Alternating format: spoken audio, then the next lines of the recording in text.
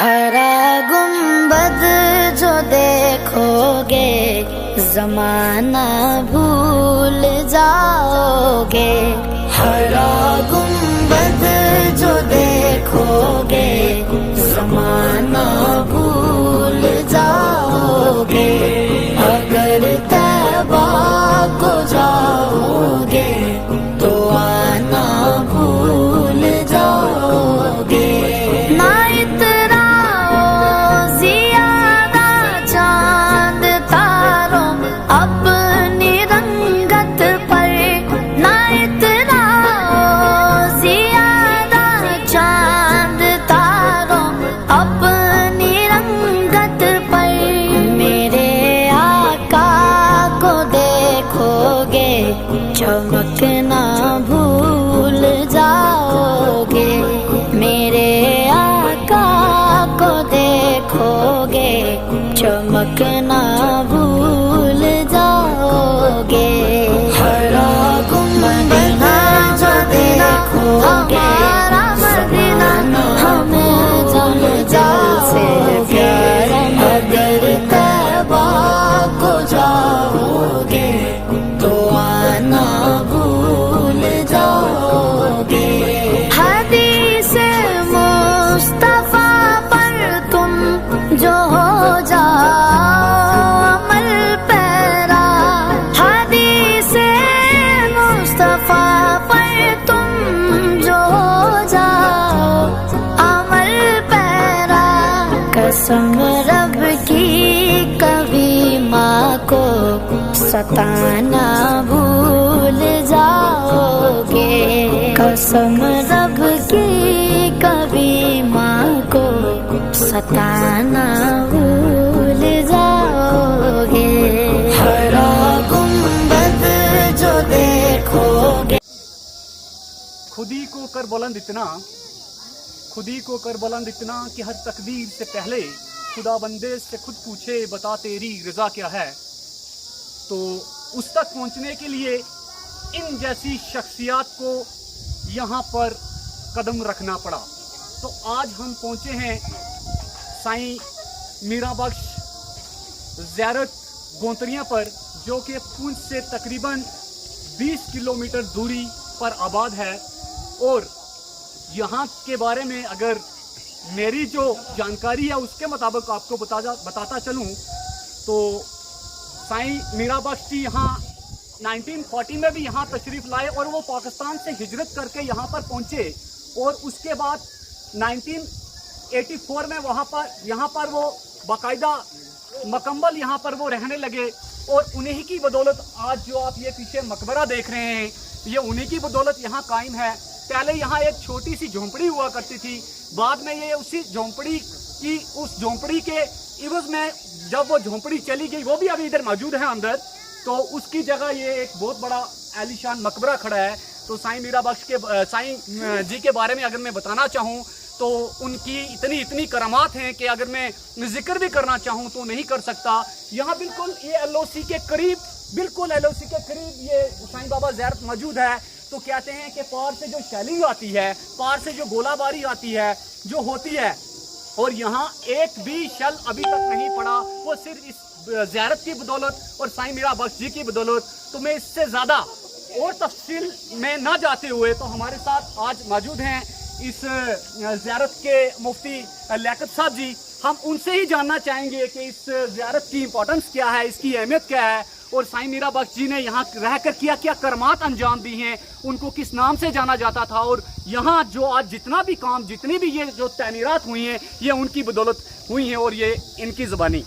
لیاقت صاحب بسم اللہ الرحمن الرحیم، میرا نام لیاقت حسین ہے اور میں بحیثیت مرکزی جامع مسجد سائیں بابا میرا بخش امام ہوں۔ مجھے الحمدللہ 7-8 سال ہو چکے ہیں یہاں خدمت کرتے ہوئے۔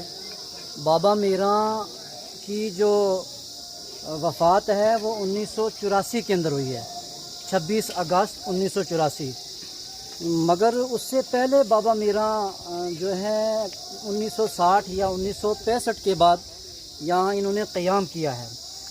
بابا میرا کی موجودگی میں بھی لوگ دور و دراز سے، یعنی انڈیا سے اور بیرونی انڈیا سے لوگ آتے تھے اور فیضیاب ہو کر جاتے تھے.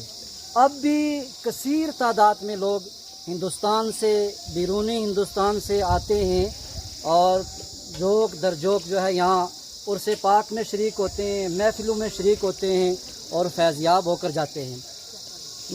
بابا میرا رہنے والے پاکستان گاؤں ناگا ناڑی کے ہیں.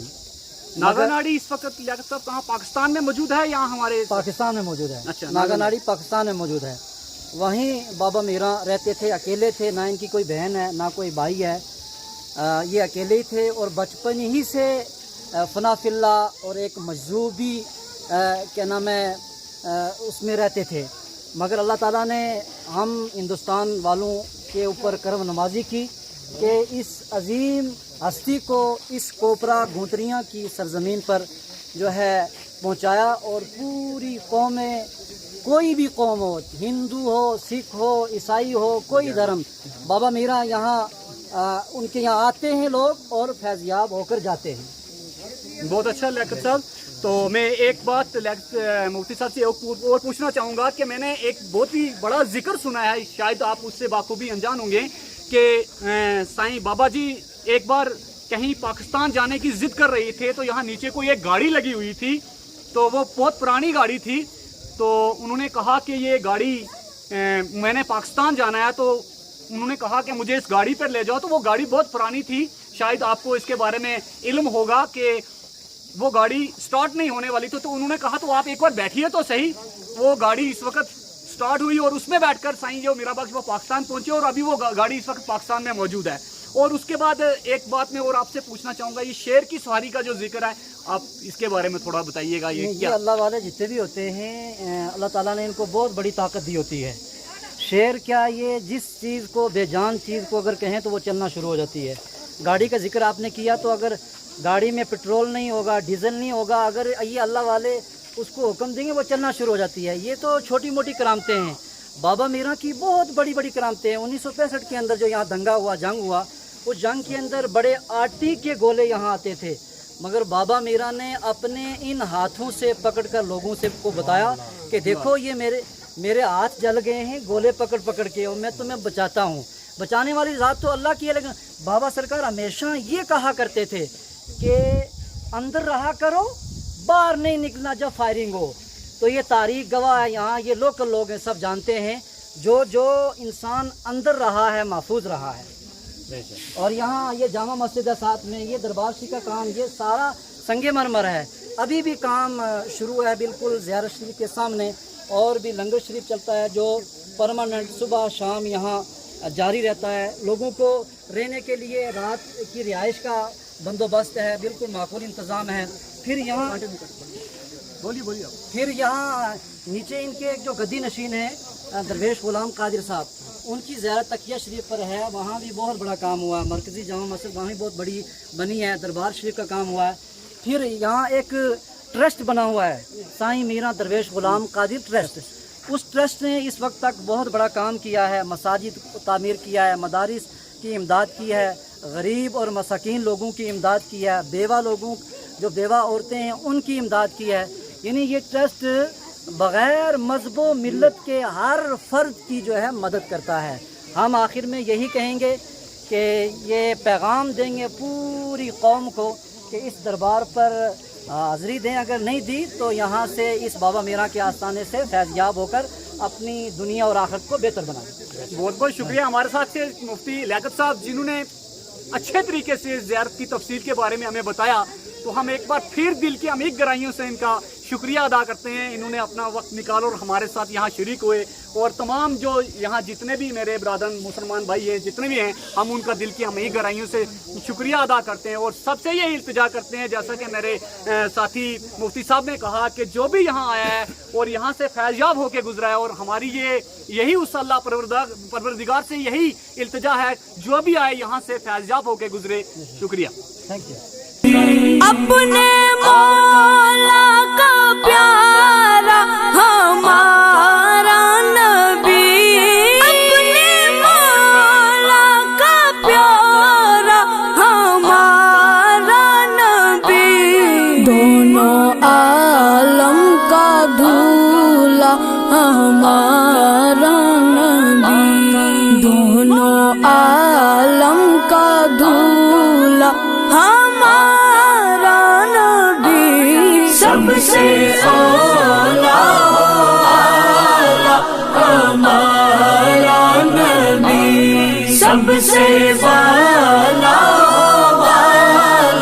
हमारा नबी। बुझ गई जिसके आगे सभी मशअले, बुझ गई